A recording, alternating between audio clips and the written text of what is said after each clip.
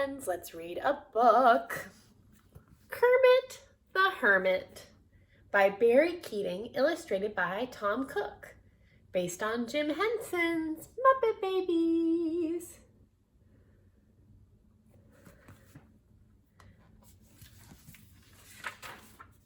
Kermit the Hermit.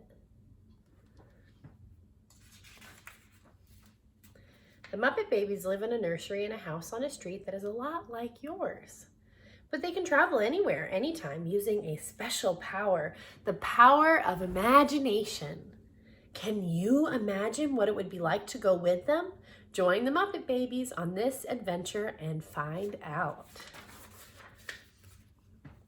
It was spring cleaning time in the nursery room, and nothing was safe from the dust mop and broom. Nanny had hired a house cleaning crew to make the whole nursery shiny and new. This is what I was doing today. I vacuumed the whole house and I mopped. Ugh. They shampooed the furniture, dusted the toys, and filled the whole room with confusion and noise. Kermit had nowhere to read or to play. He wished that the strangers would all just go away. Too many people, thought poor little Kermit. Life would be better if I were a hermit.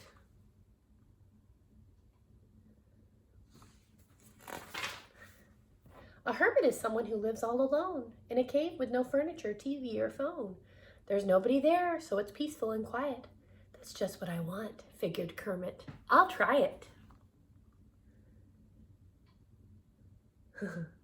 I felt like a bit of a hermit this year, huh? So he scrunched up his eyes and let his thoughts wander to an empty old cave in the hills way up yonder. An echoing cavern with no one in sight. Now I'll be a hermit, he said with delight. He got a big stick and he grew a long beard, for hermits, thought Kermit, should look a bit weird. Oh, the sun's trying to peek through.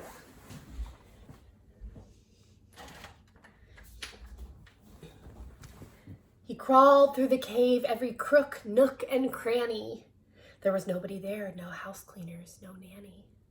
No one to talk to, no friends big or small, no playmates to play with, no people at all. It was too calm and quiet. There was nothing to do.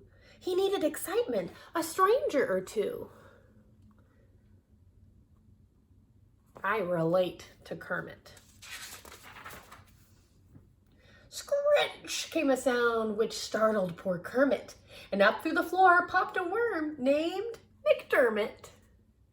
I bring you good news, said the worm. Pay attention. Your cave is the site of a hermit convention, and you shall be chairman of all the great hermits and give out the prizes and hermiting permits.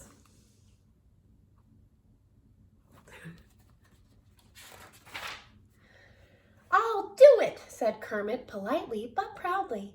Just then someone knocked on the door rather loudly. Boom, boom, boom. Is this Kermit's cave? Called an old hermit crab. Then he sat on a boulder and started to gab.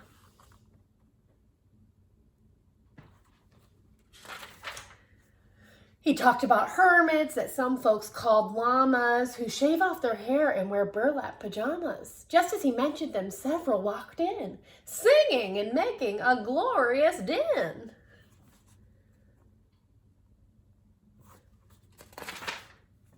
The crab then told Kermit of hermits called monks who sleep on the mountain in creaky old bunks and live on a diet of sausage and ham and paste little labels on bottles of jam.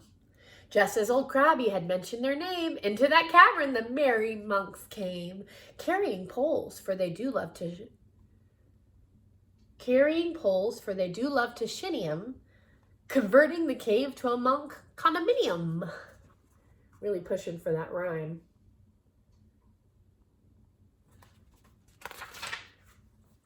New hermits walked in. They were young ones called rookies, munching and lunching on fresh hermit cookies.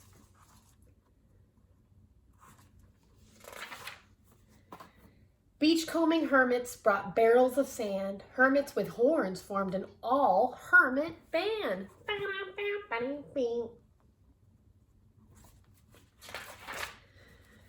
Hermits kept coming, more hermits than more. They could hardly all fit through the little cave door. Hermits with pets and hermits in pairs. Small hermit turtles and big hermit bears.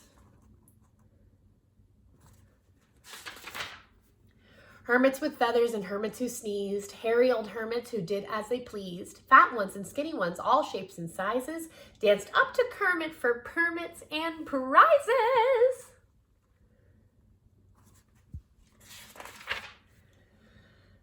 The cave was so full, Kermit had to cry, "Stop!"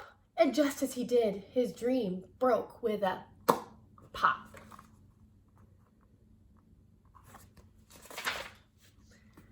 The cave disappeared. He was back in his room with Nanny, the cleaners, the dust mop, and broom.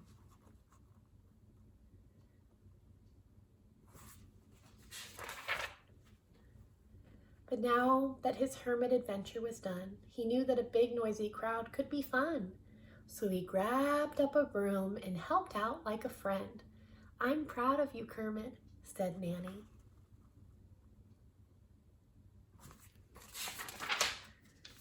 The end. Baby little Miss Piggy is dusting Kermit. How cute. Bloop. Kermit the Hermit by Barry Keating, illustrated by Tom Cook. Jim Henson's Muppet Babies. Muppet Babies, Muppet Babies. Bye, guys.